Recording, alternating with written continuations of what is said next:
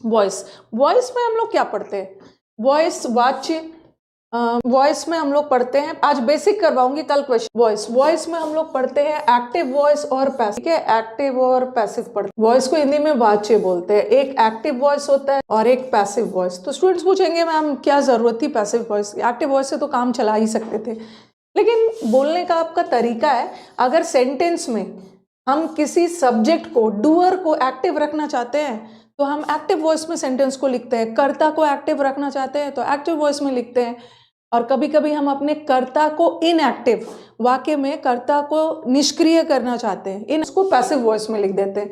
आपने हिंदी में भी पढ़ा होगा ना, वर्ब पढ़ा होगा किसी काम के। और ये जो एक्टिव और सेंटेंस एक्टिव है कि सेंटेंस पैसिव है, ये कैसे डिसाइड करते हैं? ये उसके वर्ब से डिसाइड करते हैं, ठीक है। सेंटेंस में वर्ब से डिसाइड करेंगे कि कौन सा सेंटेंस एक्टिव है, कौन सा पैसिव है। तो एक्टिव पैसिव पढ़ने के पहले ना वर्ब पढ़ना जरूरी है। और एक्टिव पैसिव टेंस से भी रिलेटेड है।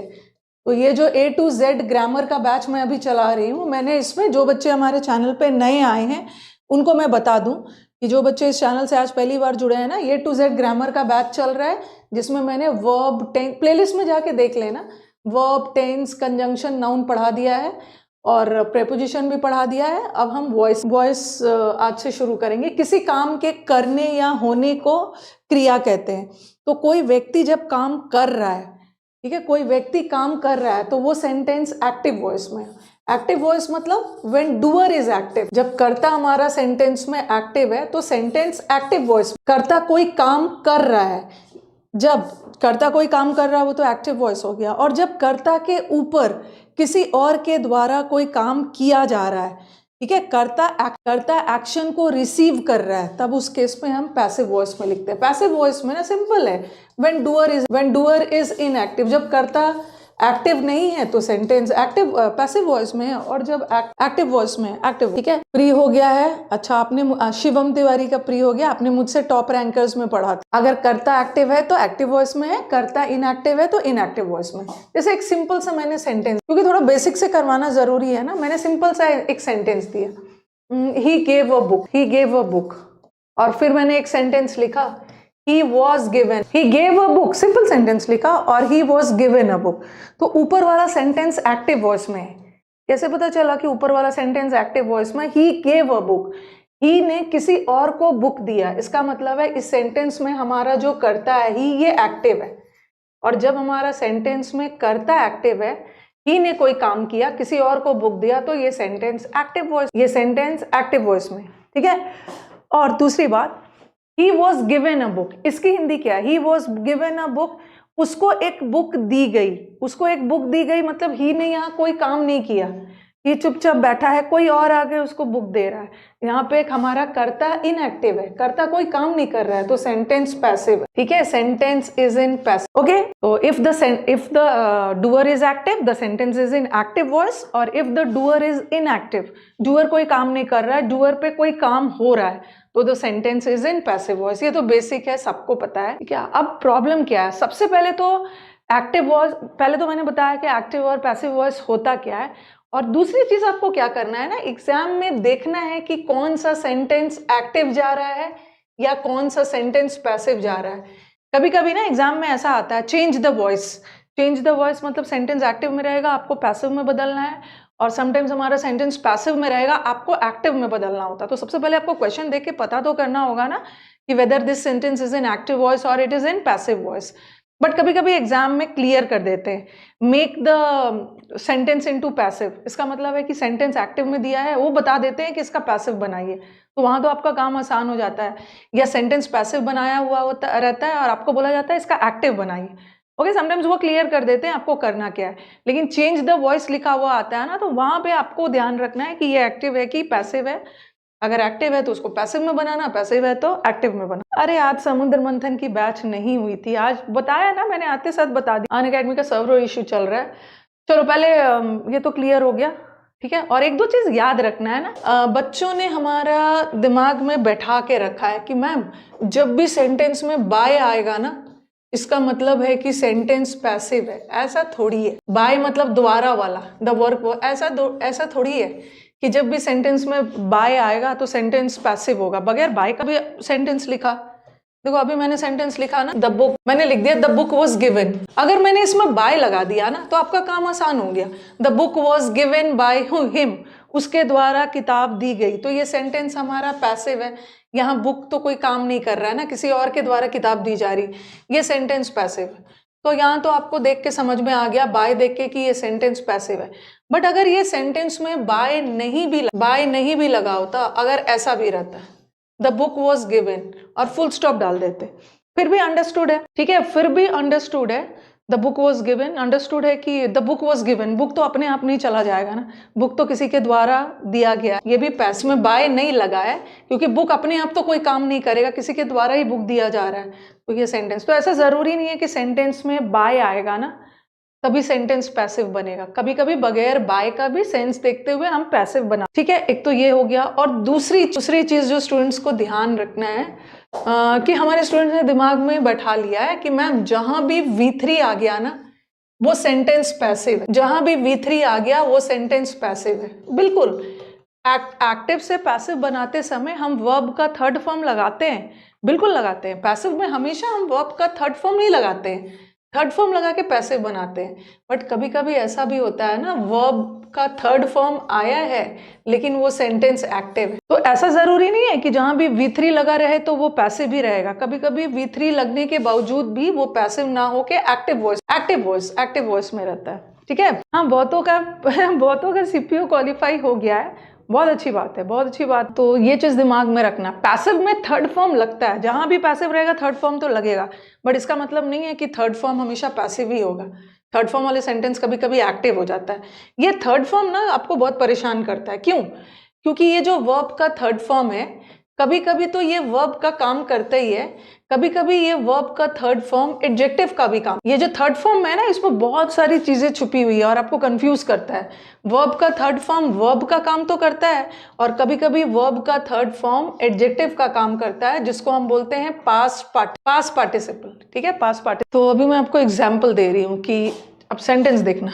मैंने लिखा a book was given by him, और फिर मैंने लिखा he has given up। ये मुझे बताना है ना कि वर्ब का थर्ड फॉर्म, पैसिव बनाने के लिए हम वर्ब का थर्ड फॉर्म लगाते हैं, बट कभी कभी वर्ब का थर्ड फॉर्म एक्टिव में भी रहता है। और थोड़ा सा सेंटेंस देख लो, यहाँ पे he has given a book, यहाँ भी given थर्ड फॉर्म है और यहाँ भी given थर्ड फॉर्म है, बट थर्ड फॉर्म आ जाने से पैसिव नहीं हो जाएगा। ऊपर वाला सेंटेंस नो डाउट पैसिव है, बट नीचे वाला सेंटेंस में थर्ड फॉर्म लगने के बावजूद भी वो एक्टिव है। ओके, एक्टिव है। सेंटेंस देखिए, अ book was given by him, तो चलो बुक तो अपने आप नहीं करेगा ना, बुक को किसी के द्वारा ही दिया जाएगा, तो ये तो हमारा sentence active passive third form लगा है, पैसिव हो गया। लेकिन he has given a book, वो एक बुक दे चुका है, मतलब देने का काम, ऑब्जेक्ट एक्टिव है, ठीक है, एक्टिव है, तो हमारा सेंटेंस एक्टिव वॉइस में है, तो थर्ड फॉर्म के साथ एक्टिव भी हो, ठीक है। ये वाला एक चीज है। और कभी कभी ना थर्ड फॉर्म, जैसे मैंने लिखा दे वर, या मैंने लिखा ऐसा लिखा दे वर इंटरेस्टेड।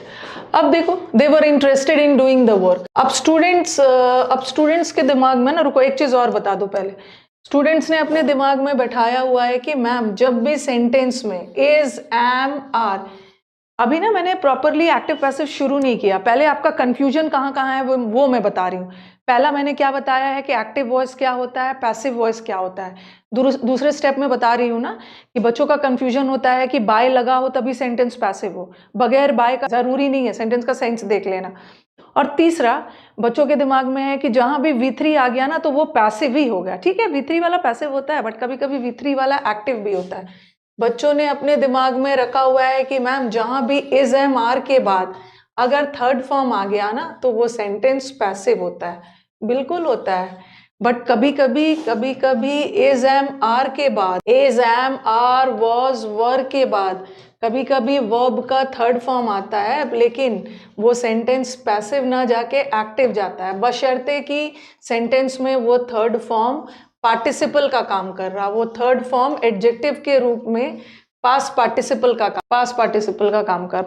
काम कर रहा है। तो इज, एम, आर के बाद अगर वर्ब का दोबारा आया आपका, अगर आपको कुछ नहीं आता तो इसीलिए आए हो ना, अगर सब आता हो, इज, एम, आर के बाद अगर थर्ड फॉर्म आ गया तो बिल्कुल पैसिव होगा।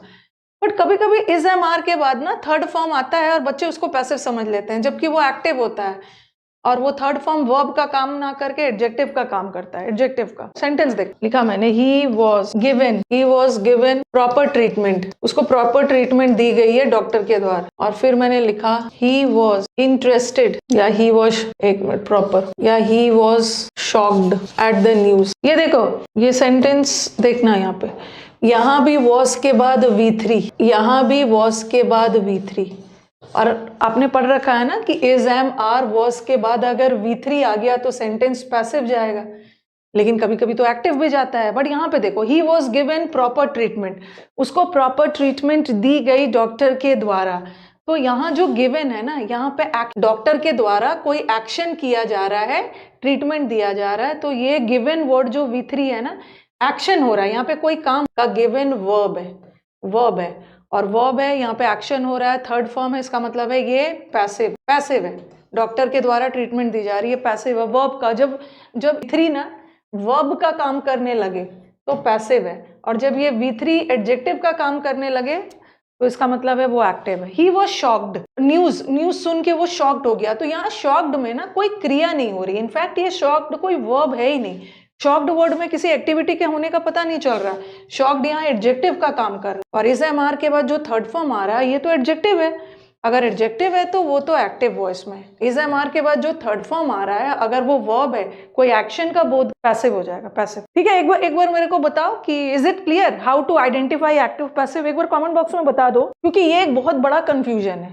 ओके, बहुत बड़ा कंफ्यूजन है। मैम इज एम आर के बाद थर्ड फॉर्म आ गया ना, पैसिव मान लेना है, ऐसा नहीं है। होता है इज एम आर के बाद थर्ड फॉर्म पैसिव होता है, बट वो थर्ड फॉर्म वर्ब का वर्ब की तरह काम करे। वर्ब की तरह काम करे मतलब वहां पे कोई एक्शन हो। He was given a book, a book was written by him, written में, गिवन में क्रिया हो रही है, बट यहाँ शॉक्ड में कोई क्रिया नहीं हो रही है, इसका मतलब ये वर्ब है ही नहीं, ये एडजेक्टिव है, तो एक्ट। ओके, और एक चीज, एक ये भी है और एक और चीज बतानी, क्योंकि मैं जब पढ़ाते वक्त देखती हूँ ना, कभी कभी बच्चे तो हमारे कंफ्यूज रहते हैं कि कौन सा सेंटेंस एक्टिव जा रहा है, कौन सा सेंटेंस पैसिव जा रहा है। और सबसे इम्पोर्टेंट एक और चीज, जब भी अभी ना एक्टिव पैसिव मैंने शुरू नहीं किया, बस आपका कंफ्यूजन दूर कर रही हूँ, ठीक है, कि क्या क्या आप लोगों ने मिसकंसेप्शंस रखा है। मैम हैज, हैव, हैड के बाद अगर V3 आ गया, और हमने तो पढ़ा है V3 आ गया तो सेंटेंस पैसिव हो जाएगा, ऐसा नहीं। हैज, हैव, हैड के बाद V3 आ गया तो वो एक्टिव रहेगा। सेंटेंस में हैज, हैव, पहले तो एक्टिव का सीखना है। हैज, हैव, हैड के बाद V3 के बाद एक्टिव होता, बट हैज, हैव, हैड के बाद बीन लगा के और फिर, ठीक है, हैज, हैव, हैड के बाद बीन लग के, बीन के बाद V3 आए ना, तब सेंटेंस पैसिव। अकेला ये मत सोचना कि V3 आ गया तो पैसिव हो गया।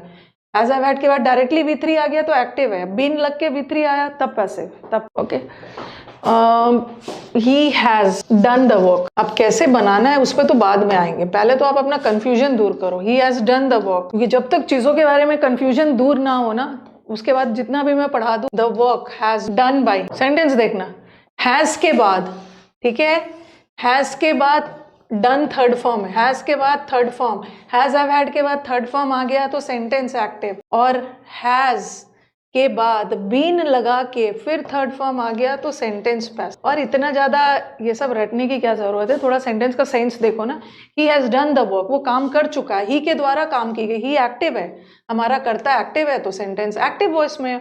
और वर्क तो अपने आप नहीं होगा ना, वर्क तो किसी के द्वारा ही किया जाएगा, तो सेंटेंस पैसिव है। और दूसरा कंफ्यूजन बच्चे ने क्या रखा है, एक तो याद रखना, हैज, हैव, हैड के बाद V3 आया तो एक्टिव, हैज, हैव, हैड के बाद बीन लगा के V3 आया तो पैसिव। ING वाला तो ये रखना मैम, जिस सेंटेंस में बी आ गया ना, जिस सेंटेंस में बीन आ गया और जिस सेंटेंस में बीइंग आ गया वो पैसिव होता है, ऐसा नहीं है। बीइंग के बाद अगर V3 आया तब पैसिव रहे, ठीक है, अकेला बी वाला नहीं होगा। ये देखो, ही विल बी ऑनेस्ट, ईमानदार रहेगा।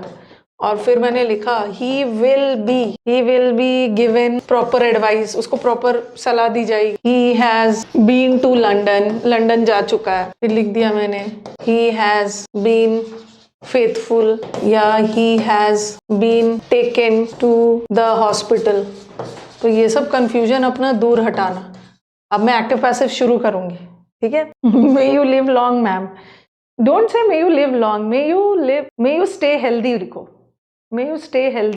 तो हो गया है ना, हो गया है, ये लिख लिया है। तो ये जो कंफ्यूजन है ना कि मैम सेंटेंस में बी आ गया ना तो सेंटेंस एक्टिव हो जाएगा, इस बी के बाद V3 आएगा, B3 आएगा ना तब पैसिव होगा, अकेला बी है तो एक्टिव होगा। अब देखो ये ऑनेस्ट क्या है, ये ऑनेस्ट एडजेक्टिव और गिवन वर्ब, ठीक है, और फेथफुल भी एडजेक्टिव है, या और टेकन वर्ब। तो ऐसा मत सोचना, देखो बी के बाद जब थर्ड फॉर्म आएगा तब सेंटेंस एक्टिव होगा ना, बट यहाँ तो बी के बाद एडजेक्टिव आ गया और सेंटेंस एक्टिव नहीं, मतलब बी के बाद थर्ड फॉर्म आएगा तब पैसिव होगा ना, बट यहाँ तो कोई थर्ड फॉर्म आया ही नहीं है, बी के बाद कोई थर्ड फॉर्म थोड़ी आया, एडजेक्टिव आ गया, सेंटेंस एक्टिव है। बट यहाँ बी के बाद थर्ड फॉर्म लगाया है, सेंटेंस पैसिव है। यहाँ भी देखो बीन, बीन के बाद कोई थर्ड फॉर्म नहीं आया है, बीन के बाद यहाँ पे प्रेपोजिशन आ गया, कोई थर्ड फॉर्म नहीं आया है, तो पैसिव नहीं है, एक्टिव है। यहाँ भी ना बीन के बाद कोई थर्ड फॉर्म नहीं आया, फेथफुल एडजेक्टिव है, तो ये भी एक्टिव है। और यहाँ तो बीन के बाद पैसिव, पैसिव है, पैसिव। और थोड़ा पढ़ के भी देखो ना, ही विल बी ऑनेस्ट, बच्चा खुद ईमानदार रहेगा तो एक्टिव है। यहाँ बच्चा कुछ नहीं करेगा, बच्चा को कोई और आके एडवाइस देगा तो पैसिव है। और यहाँ वो खुद लंदन गया है, एक्टिव है। वहाँ खुद अपने पेरेंट्स के लिए वफादार रहेगा,